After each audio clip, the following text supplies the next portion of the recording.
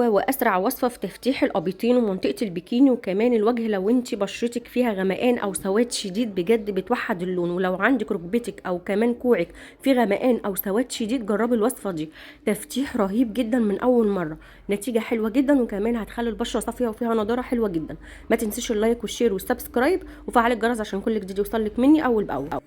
أول حاجة هاخد معايا معلقة مليانة من الرز المطحون، دقيق الرز او الرز الابيض بتاعنا العادي، بطحنه في المطحنه، وبعد كده ببدا ان انا انخله او افلتره علشان يبدا ينزل لي الشكل الناعم اللي انتوا شايفينه ده من الحاجات الجميله جدا اللي بتفتح بسرعه جدا وبتوحد اللون وبتزيل كل الجلد الميت وبتخلي البشره صافيه، وكمان بتخلي البشره رطبه، وحلو قوي انه بيفتح البشره جدا. هضيف عليها معلقه من النشا او الكورن فلاور، معلقه صغيره مليانه. النشا طبعا بيمتص الدهون الزياده، بيفتح البشره، بيدي نضاره للبشره، بيخلي البشره صافيه، بيقلل المسام الواسعه، وكمان من احلى الحاجات اللي بتفتح سريعا. هدمجهم بقى كويس كده، تمام. وهبدا اضيف عليها ربع معلقه صغيره من البيكنج باودر او خميره الحلويات، حلوة قوي في فوران الغمقان اللي بيبقى في البشرة. لو احنا عندنا بقى اثر حبوب، اثر بقع، عندنا كلف، نمش، من الحاجات الحلوة قوي مع الاستمرارية بتفتح جدا وبتوحد اللون. لو بشرتنا حساسة ما بضيفش البيكنج باودر خالص وبكمل الوصفة عادي. هبدأ اضيف عليها معلقة مليانة صغيرة من الزبادي او الياغورت، هاخد كده معلقة،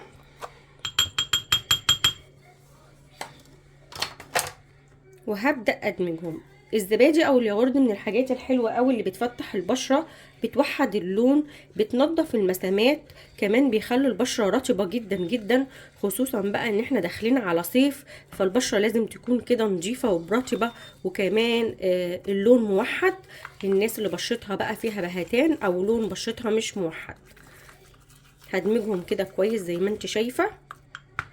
هبدأ ان انا اخففها معلقة صغيرة جدا من مية الورد، معلقة صغيرة مش هنكتر، زي ما انت شايفة كده معلقة واحدة.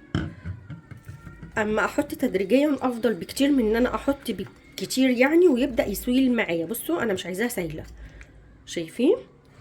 هضيف عليها معلقة مليانة ممسوحة من القهوة او البن.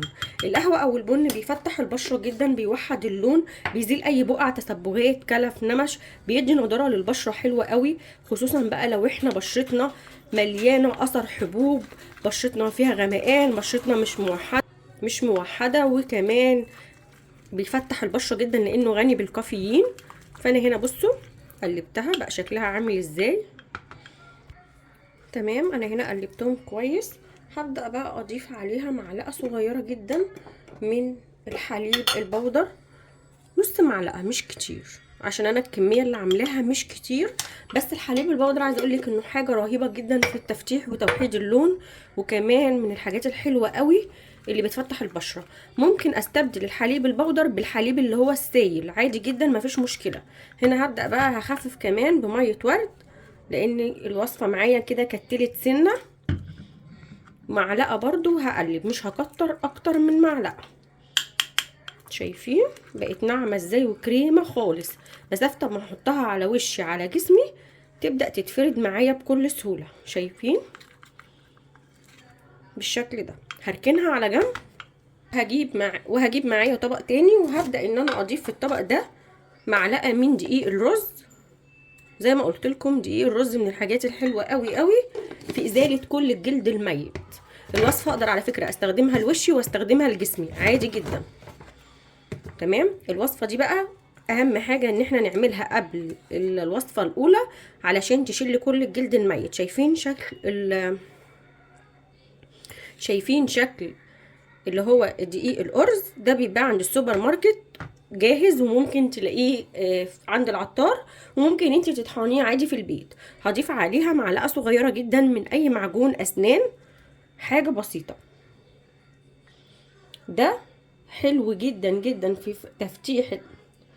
في في تفتيح الاماكن الحساسه والاماكن الغامقه، خصوصا لو عندنا غمقان او سواد السنين تحت الابيضين.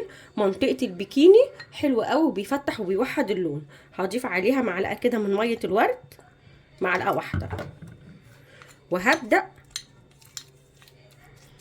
اقلب المعجون مع الرز. شايفين؟ هوريكي دلوقتي النتيجه رهيبه. هبدا ان انا ادمجهم، وهبدأ اضيف عليها معلقة ممسوحة من النشا او الكورن فلاور. طبعا النشا ده معانا في كل وصفة اساسي لانه خفيف على البشرة، وكمان من احلى الحاجات اللي تستخدميها لبشرتك او لجسمك، وبيفتح بسرعة جدا وامن وسهل وبسيط، وموجود عندنا طبعا في كل بيت. شايفين بقى عامل ازاي؟ زي المفرول كده. شايفين؟ هخفف بمعلقة من مية الورد،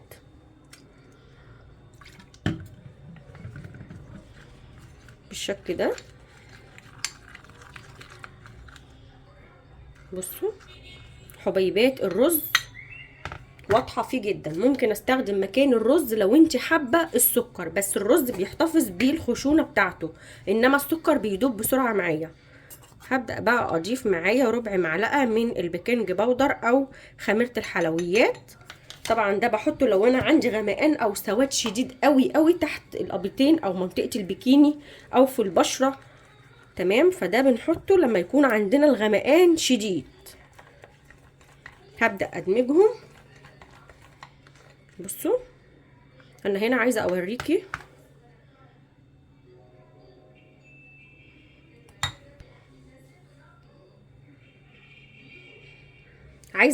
الحبيبات بتاعه الرز. خصوصا بقى ناس كتير عندها غمقان في المناطق الحساسه، يعني ده هيفتح معاكي وهيشيل كل الجلد الميت وهيوحد اللون وهيديكي نضاره حلوه قوي. شايفين الجمال؟ هبدأ بقى اسيبها كده 10 دقايق، مش اكتر من 10 دقايق بعد الحركات الدائريه اللي انا بعملها دي. عايزه تعملي ال10 دقايق حركات دائريه خفيفه كده تبقى فله. لكن لو انت مالكيش طولة بال، انا بصراحه ماليش طولة بال، بس انت لما بتعملي حركات دائريه بيشيل كل الجلد الميت، كل الغمقان، كل السواد، بيوحد اللون، بيفتح البشره. من اول استعمال هيديكي نتيجه حلوه جدا. النتيجه روعه، توحيد لون وبيفتح البشره جدا. بصوا انا هقرب لكم الكاميرا. طبعا هنا بقى الوصفه التانية. بصوا الجمال. شايفين؟ دي بفضل برضو بحركات دائريه لمده 5 دقايق، بس دي بقى بتفتح وتوحد وتشيل كل الغمقان والمشاكل اللي في بشرتك، اي مكان، ركبك، كوعك، اي غمقان عندك، وتستخدميها مرتين في الاسبوع بالشكل القمر ده. بصوا الجمال. شايفين حبيبات الرز؟ احلى بكتير من السكر بجد والله. حبيبات الرز احلى بكتير من السكر، خصوصا كمان لما بحط عليه المكونات بينزل الحليب او النشا بتاع الرز، بيديكي نتيجه وتفتيح رهيب رهيب رهيب. ده غير انه بيشيل كل الجلد الميت وبيوحد اللون ويفتح البشره. بسيبها بقى هنا دي نص ساعه على بشرتي، وبعد كده بغسل بشرتي وارطب بعدها على طول. بجد النتيجه روعه. عايزاكي تجربيها واكتبي لي في الكومنتات وقولي ايه رايكم.